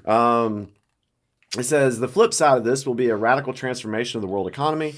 No longer will you have a job in the sense that it has traditionally been understood. Instead, you will work various and sundry gigs, all of which place you in a precarious position at any given time. You'll receive a fee for services performed, but no benefits, paid time off, healthcare, or anything else that the middle class in the West has been accustomed to. To facilitate the Great Reset, rural populations will have to be coerced into more concentrated population centers, since dispersed populations have too high a carbon footprint. The suburbs will be a thing of the past as suburbs and exurbs become more like cities. Mixed-use housing where you and 500 other people live in a mid-rise condo hive with shops and work share spaces. This is what they're talking about. And that was in the video. All that stuff that he just listed was in was it the World Economic Forum? It had a video. Yeah. Which I call a propaganda video. Mm-hmm. That you'll own nothing and like it. That's a misquote of an old movie. Like you'll not own anything and you'll be happier. If you think that that's just some conspiracy theory, right. I'll have to find that video and put a link to it right off of their own site. It basically says the same thing. Well, and if you look back in towards the election with the campaigns that were running there, they talked about that the suburbs would be gone. The one that was running for the right, Trump. Anyway, he was saying the suburbs would be gone. And this is what they want to do. They want to integrate, they want to move lower income housing into these areas just to, mess it all and up. That's legit. That's happening. Go back to my fundamental problem that I keep reiterating here. You'll own nothing and be happier. Yep. But wait a minute, if everyone's going to rent, who are you paying rent to?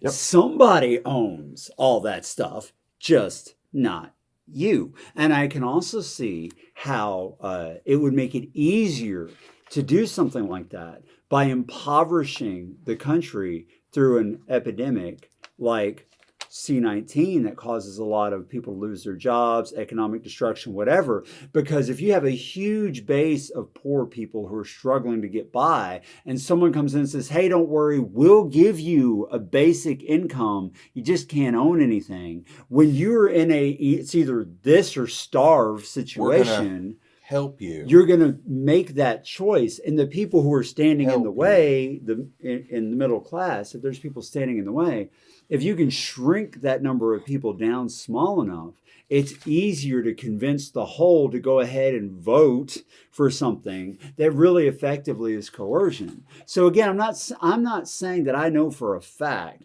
that this is the goal. What I'm saying is that from a rational, logistical, strategic point of view, it would make sense to take these steps to get to that point. But that doesn't necessarily mean that that's really what's going to happen. But it does make logical sense that you would have to go some route like that in order to succeed if it was your purpose to do so. That's all I'm saying. I liked your air quotes with the help you. Oh, yeah. Because it reminds me of what Ronald Reagan said. He's like, the 8 most dangerous words to hear were, we're with the government and we're here to help you. Yeah. Yeah. Okay. So continuing on with the article from ammo.com, what is the Great Reset? Knowing what the Great Reset is can be difficult because official sources on the matter, World Economic Forum, the primary mover behind the Great Reset, and its affiliate organizations, individuals, cloak their aims in vague euphemisms like the main slogan for the Great Reset, Build Back Better. Mm-hmm. That's what they do. They use fancy words that people don't understand and don't look up and confuse the people. Yeah. As we've discussed in our articles on cultural Marxism, critical race theory in public schools, and George Soros, which we may have to do a video about him one day. We'll see. He's he's a creepy dude as well. How the enemies of freedom often use vague, non-specific positive languages for their projects. These are generally words that, when taken at face value, no one could possibly disagree with. Who would be against building back better? These words mean something else, and one should not accept at face value the idea that the Great Reset is simply building back better, any more than one should accept at face value the claim that 4 out of 5 doctors smoke Camels. I remember that stuff, yeah. All right, so here is a glimpse of how the Great Reset will work. Now, we talked about what the World Economic Forum said, what it was supposed to be. We talked about what Wikipedia said it was supposed to be, and they use these fancy words and everything like that. So, break it down. Here's a glimpse of how it will look. A sharing economy. Everything is rented and nothing is owned. Digital media. It will be easier to ban and suppress books and videos that run contrary to prevailing narratives. We see that. Social media restrictions. The de facto public square will be restricted to those who tout the latest versions of elite narratives. Yeah, we definitely see that. Yeah, definitely see that. If you don't agree with what Twitter or Facebook thinks, or YouTube, like you're just, the ban hammer falls. Mm-hmm. Doesn't matter how much data or evidence you have to back up your position. It doesn't matter how educated or highly credentialed you are. You will not be heard on those platforms. You need to get canceled. Correct. Yeah. A de facto social credit system, and we see this largely in China. Those who deviate from the narrative will be financially blacklisted, including loss of their dubious benefits, which will increasingly become necessary for ordinary life and even survival. Centralization of housing and land. Fewer and fewer Americans will own the property they live in and on. Racial equity. We've heard a lot about this in the news. Some races will be more equal than others, which, with preferred groups becoming the recipients of generous benefit programs funded by the less preferred groups, who increasingly become tax slaves. Climate change. That's a whole nother story right there. Protection of the environment will be used as an excuse to reduce the standard of living for the middle class, increase restrictions on freedom of movement, and even access to food. Ground-level goons will operate with impunity to attack enemies of the system in coordinated outbreaks of violence and intimidation. Antifa. Concentrated wealth. Wealth will be concentrated in the hands of the regime and its allies, which will be used as economic leverage to control political discourse and personal freedom. Do we not see all those taking place right now? I see it. They're pushing racial equality. Climate change, they're really pushing that. Ground level goons. They've even talked about having these people be at the polling places come this 2022 election to intimidate the voters, intimidate those who go. I'm just going to throw this out here. This is his opinion. Yeah, that's right. That he's discussing right now. Yeah. And I don't necessarily agree with some of those things. Some of those things, I do admit have some evidence to back.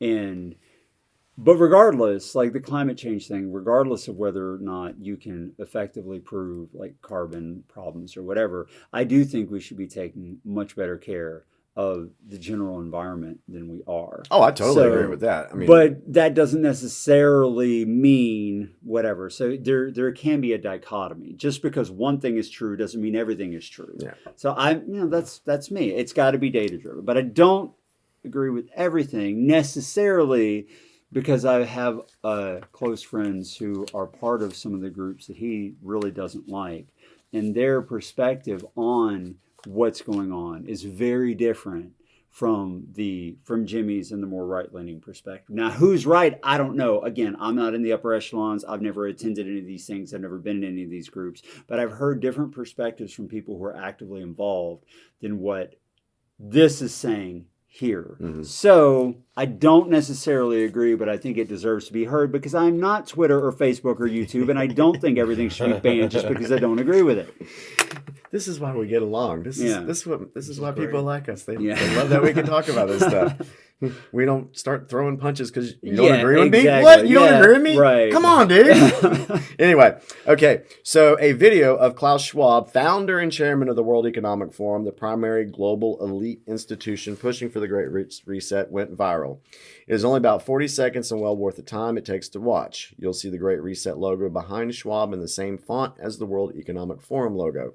Additionally, Schwab explicitly speaks of the Great Reset and his frustration with the COVID-19 pandemic in that it has not been as effective as he would like in pushing the Great Reset. Oh, are the people standing up to your tyranny? Yeah. You poor billionaire. You poor. Yeah, seriously. We're so concerned for your heartbreak. Klaus Schwab isn't some random guy on Twitter or a blogger with a couple dozen readers. He's an extremely powerful man and head of one of the most important, elite, globalist organizations in the world, the World Economic Forum.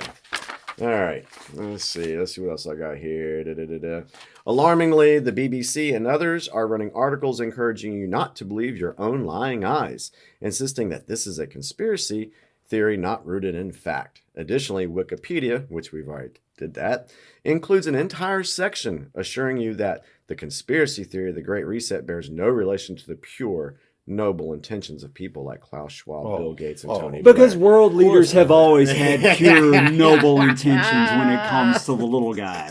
If you believe that, there's no help for you if you believe that. Now, I can believe that if you can have certain forms of government that work better than others. Mm-hmm. And that's good. That's a good thing. But I also agree with Winston Churchill, who said that democracy is the worst form of government, except for all the others, right? It has serious problems, and we see those problems when people get manipulated into thinking they need to vote for certain things against their own interests, because unfortunately people are highly easily manipulated. You see this right here, guys?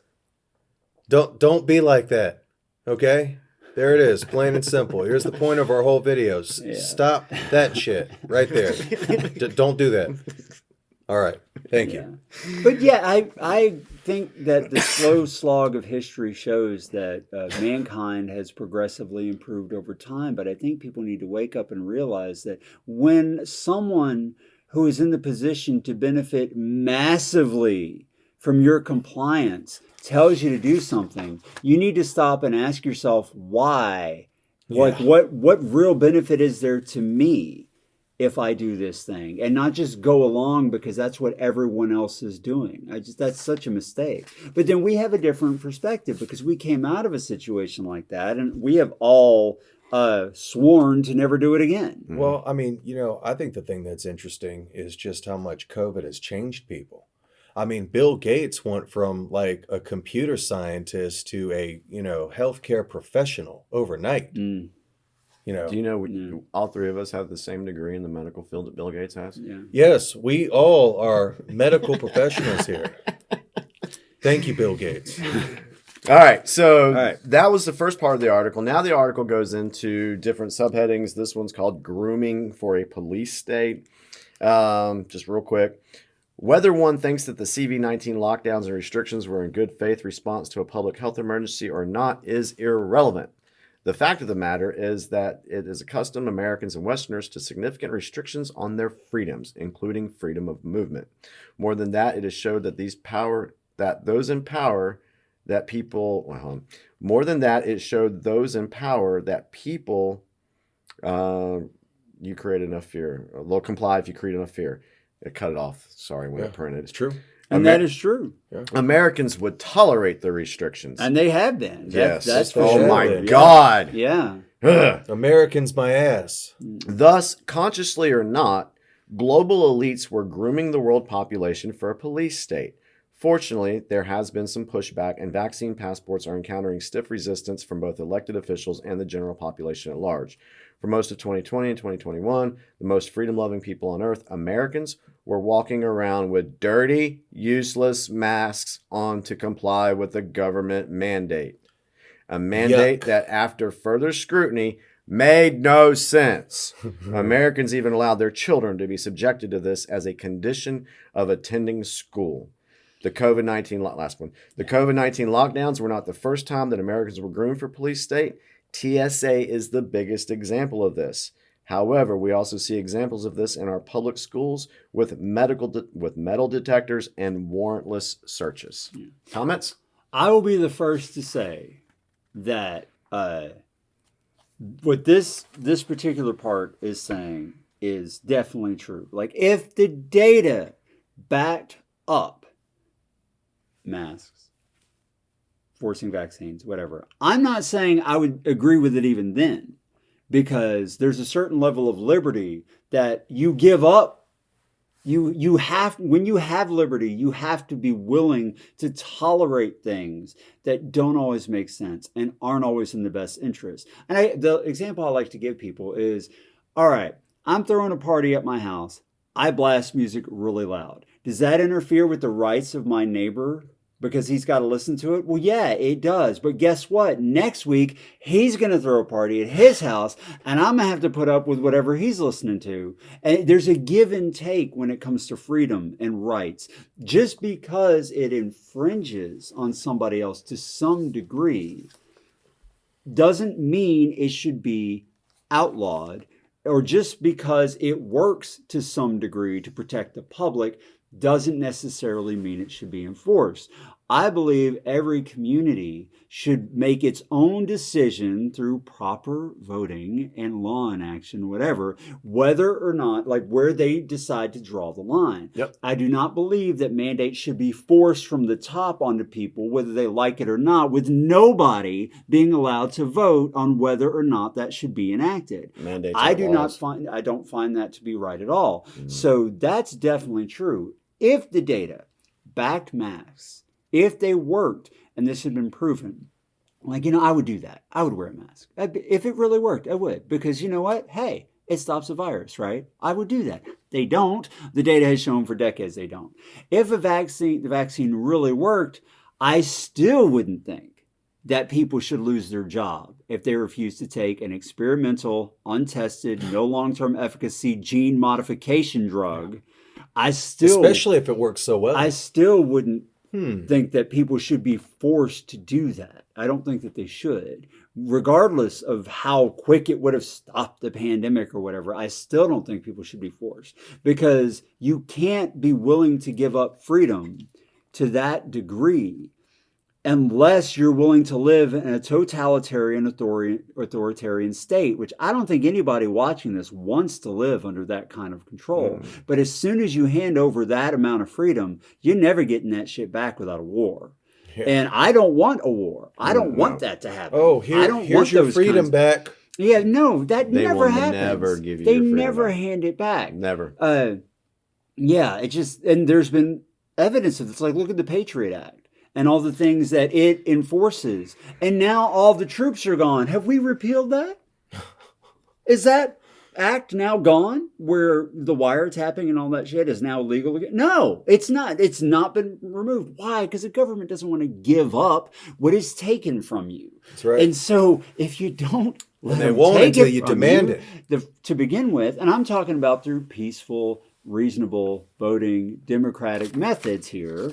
I'm not condoning anything like violent or illegal or anything. I'm talking through proper democratic channels. If you're willing to let people do that, you're not going to get that back. Not through those same channels, because they're never going to give it back to you. That's what history tells us. That's what history says. And we need to be willing to not comply with those kinds of demands. And I'm glad to see that there has been a lot of pushback here in the U.S., though. It's frightening what's happening in other countries. Some of it's frightening here, too, but I'm glad to see a lot of pushback, especially from certain states here in the United States. And I just hope that that pushback continues and is successful, because if not, I fear what will ultimately happen, because I know this country well enough to know that there's a lot of people who will not just lay down and take it. And I fear the damage that that could cause to this society here in the United States if it comes to that. And I really, really, really hope it doesn't. I do not want to see that happen. So I hope people wake up and realize that we can't comply with these kinds of things and put up with it. Not if we want to live in a peaceful, free society. Exactly. You mentioned the Patriot Act. And then when was that put in place? After 9/11. Yeah, after 9/11. And that's what this article is talking about. TSA is the biggest example. They never let a crisis go to waste. So they used the 9/11 thing. And now what does everyone have to do when they go to the airport? Yeah. Take off your shoes, do this, do that. Search the bag. That wasn't the case. Those are warrantless searches. That is a violation of the Fourth Amendment. I think it's the Fourth Amendment. And people don't even realize that. They're just like, oh, we have to give up our liberty for safety here. And you have neither. Yeah. This is 9/11 on a bigger scale. Oh, totally. There's somebody that said that. Trump said that. Did he? He did. He said this is bigger than 9/11. And then I would agree with him on that one. He did say that. And just a point. Okay. Moving on to the article. Next subheading. The sky is falling. Climate austerity and the Great Reset. The most likely answer is through climate austerity. There have already been musings around the COVID-19 lockdown warriors that one of the best things about the lockdowns is that they significantly reduced carbon emissions, thus saving the planet during the period when people were locked down. The natural conclusion is that the climate lockdowns are a viable solution to climate change. This is why these are coming from the same people who are creating the gas in the first place. This is the real meaning of we're all in this together. Does anyone honestly believe that Davos, that's where they held these meetings at for the World Economic Forum, attendees like Bill Gates will be living in a dense, mixed-use community or eating cricket patties as their primary source of protein? Of course not. They will continue to live their affluent lifestyle that they currently live in while the rest of us suffer. That's what John was saying. Can't. Well, why not? Because I'm the boss. Because that's history. That's what history shows. The idea that you and I ought to bear the burden of climate change is called climate austerity. It is the belief that the average man must tighten his belt and lower his standard of living in what might well be a totally quixotic attempt to save the planet. It is a concept closely tied to the Great Reset and an example of how something other than another pandemic might be used to get Americans and the rest of the world to radically change their notion of what they're allowed to do. We should all recall back that poorly aged phrase, 14 days to stop the spread. How many times did the goalpost move, and how many times are they going to keep moving it? Because now they're going to talking about changing the definition of what a fully vaxxed person is. In England, this is probably going to continue till at least 2024. That's what they're saying now. What did they say? They said something. I saw it on Facebook the other day. It was a meme. It said, the hardest part about the first 14 days is the 600. The hardest part of the 14 days is the first 655 days of it. First, we were told that we needed to flatten the curve. Then there needed to be a vaccine. Then the vaccine wasn't enough. The point is that COVID-19 became a perpetual excuse for the elites to enact whatever emergency measures they wanted, all for your safety, of course. The real reason for this is to control the free movement of people. Safety. The agenda here has Safety. nothing to do with stated goals and everything to do with locking you down, reducing your standard of living, abolishing your way of life, and subjecting every aspect of your life to control by powerful elites. Okay, so this article continues. The next subheading talks about the Great Reset in action. BlackRock creates a nation of renters. If you don't know who BlackRock is, look them up. I know who they are. Because that's part of the situation here as well. I'll read the first paragraph. BlackRock is a private equity firm that has been offering absurd prices for residential housing in the suburbs. They don't plan to flip them and turn a profit. Rather, the plan is to buy homes at a 50% above asking with the purpose of transforming these homes into residential properties. BlackRock's acquisition of the suburbs is part of a larger issue that grew out of COVID-19, but is closely related to the Great Reset, the increased centralization of the American economy. Yeah, that's kind of what you said here.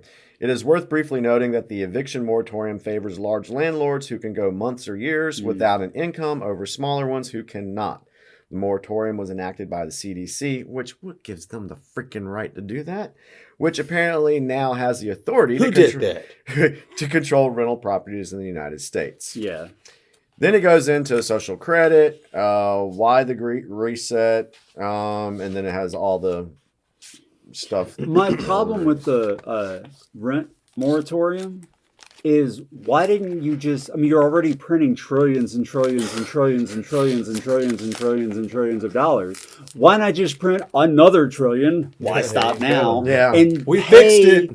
And pay people's rent for them rather than saying, sorry, landowners who pay for the buildings and have to keep maintenance and pay the bills for the power and the water and the sewer and all that. Sorry, you're just not going to get any money from anybody for a long time. That's not a wise way. That doesn't support a free market economy. You were already printing so much money. Why not just pay people's bills for them instead of saying, sorry, landlords, you don't get paid? Mm-hmm. And that ties back to what you're saying here. Again, I don't know if there's this great plan for all this stuff, but it's obvious that people are taking advantage of this situation in order to enrich people who already have riches and don't need more. Yep. The last big article here comes from openDemocracy, Free Thinking for the World website. This article was written by Ivan Wyke, who's a political scientist and a writer, and it was written on August 16th, 2021. The title is Conspiracy Theory Aside, There is Something Fishy About the Great Reset. And just a couple paragraphs here. He says, the set of conspiracy theories around the Great Reset are nebulous and hard to pin down, but piecing them together gives us something like this. The Great Reset is the global elite's plan to instate a communist world order by abolishing private property, while using CV-19 to solve overpopulation and enslaving what remains of humanity with vaccines. Intrigued by the palaver around last year's summit, he decided to find out what the WEF's Great Reset plan was really about. At the heart of the conspiracy theory are supposed secret agendas and malicious intent. While these may be absent from the WEF's Great Reset initiative, what this gentleman found was something almost as sinister hiding in plain sight. In fact, more sinister because it's real and it's happening now, and it involves things such as fundamentals as of food, data, and vaccines. The magic words, this is why we started with this. The magic words are stakeholder capitalism, a concept that WEF Chairman Klaus Schwab has been hammering for decades and which occupies pride of place in the WEF's Great Reset plan for June 2020. The idea is that the global capitalism should be transformed so that corporations no longer focus solely on serving shareholders, but become custodians of society by creating value for customers, suppliers, employers, communities, and other stakeholders.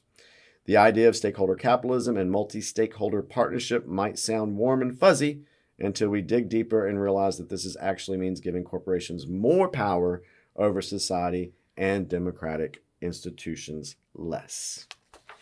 So, this is another article. We're not going to go into it for the sake of time, all of it. Talks about who are these non-governmental stakeholders, the multi-stakeholder ecosystem, what the future of food would look like. how the United Nations is quietly being turned into a public-private partnership, big tech governing big tech, COVAX.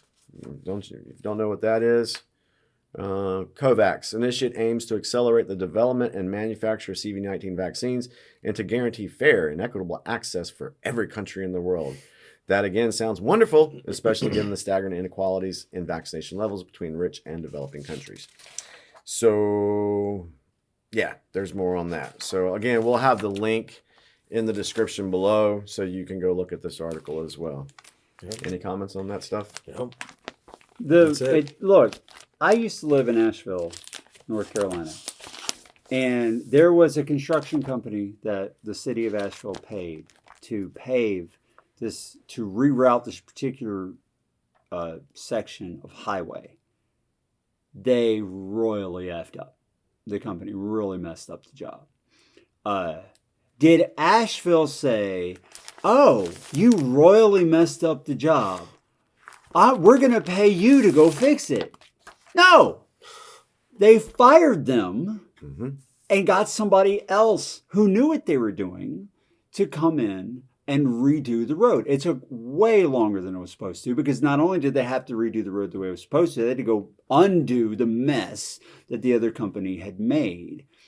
And it cost a lot more money and made everybody's lives a pain in the ass because of how much you would have to stop and for how long you would have to stop at this particular place. But they didn't pay the people who messed it up to begin with to fix the problem, because that's stupid. They messed it up. They clearly don't know what they're doing. So if the powers that be who created this problem are telling you we have this solution, should you believe them? Should you let them be the ones who go through and fix it? Or through, hopefully, some form of legitimate democracy, should you say, you're out because clearly you people have no idea what you're doing. You're only in this for yourself and you've royally messed everything up. We're going to put someone else in to try something different, right? I just don't think we should trust the people who caused the problem to solve the problem. That's my bottom line. Call me crazy, but I don't think that makes any rational sense. I totally agree with that. Totally agree with that. Now, the last two parts are about Operation Lockstep and shielding.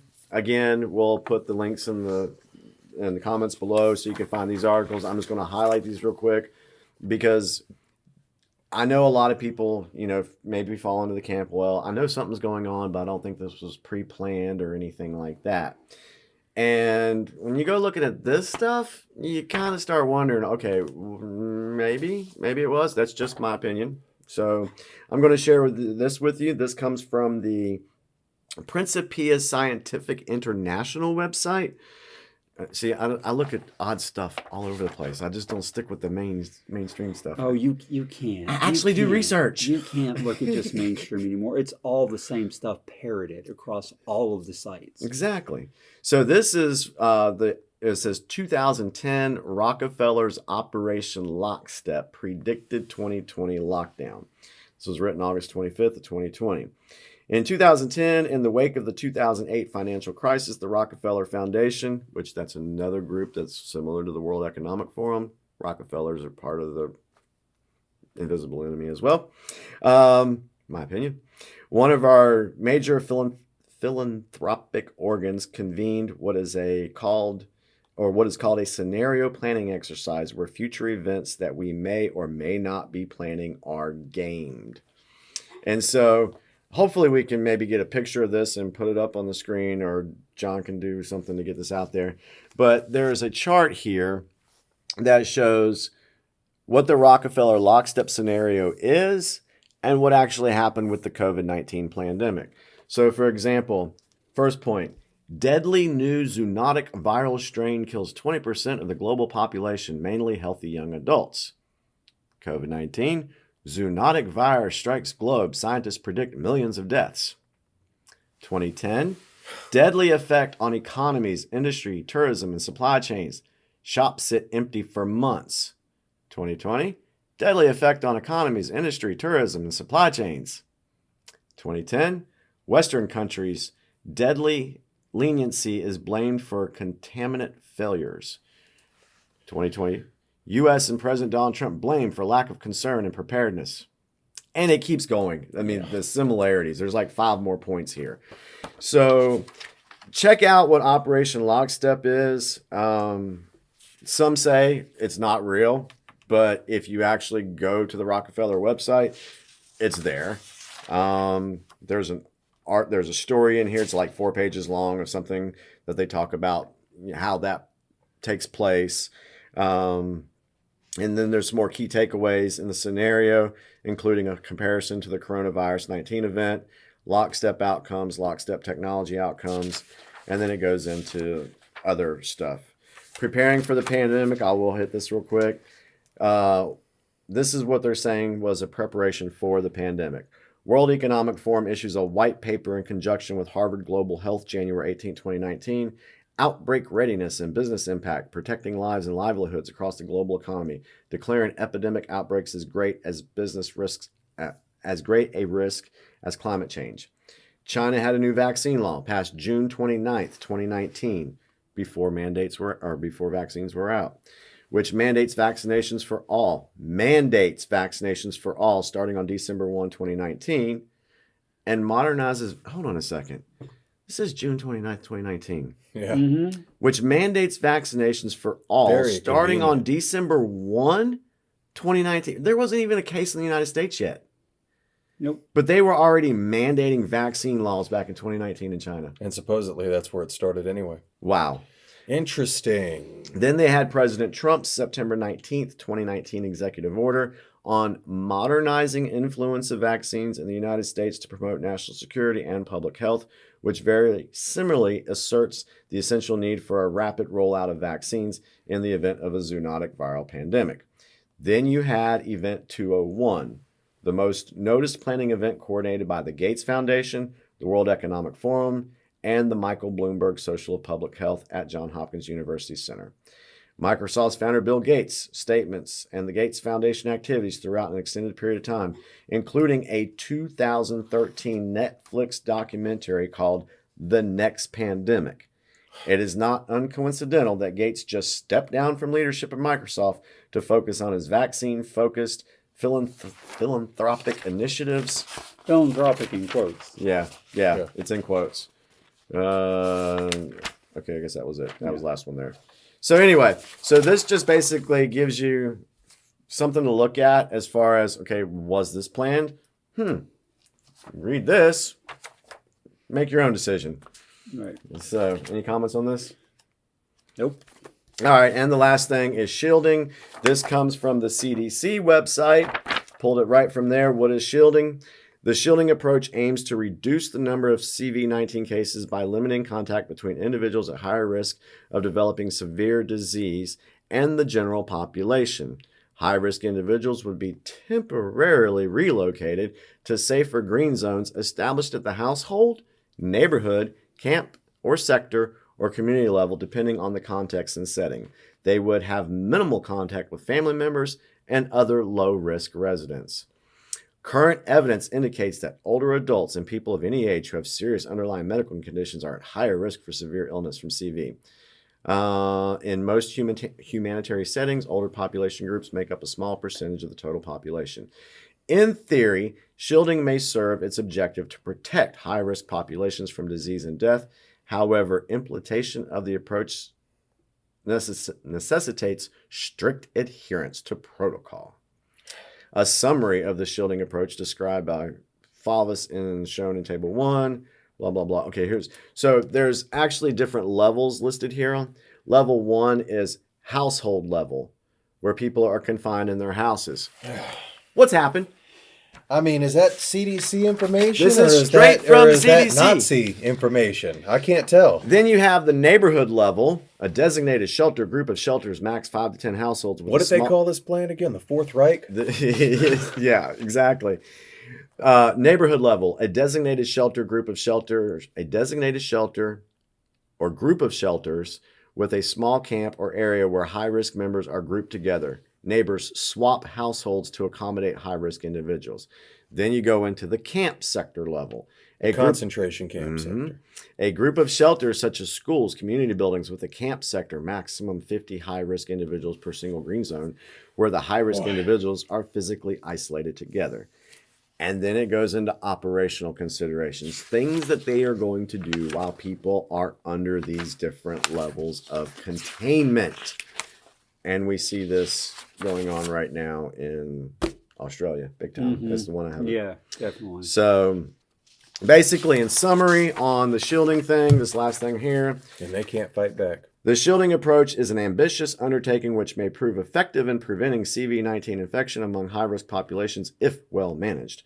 While the premise is based on mitigation strategies used in the United Kingdom, there is no empirical evidence whether this approach will increase, decrease, or have no effect on morbidity and mortality during the COVID-19 epidemic in various humanitarian settings. This document highlights at-risk and challenges of implementing this approach. The need for additional resources in areas where limited or reduced capacity, indefinite timeline, possible short-term and long. So they can't even say that this is going to work. Well, yeah, well, especially since COVID cases are supposedly going up. Apparently, according to their own information, it's not working. The date last edited on this document is July 26, 2020.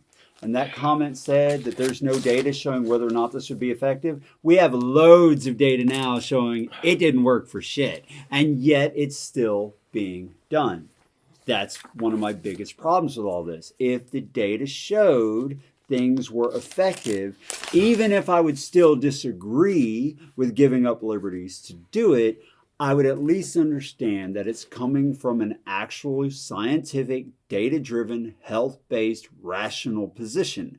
The data shows clearly it does not work, and yet we're still doing it, which tells me that the intent has nothing to do with public health at all. Because what other conclusion can I, a relatively intelligent, data-driven kind of guy, draw when the people who make these policies, who should understand these same things at least as well as this little software developer, are ignoring what the data says and pushing ahead with policies that we know now do not work?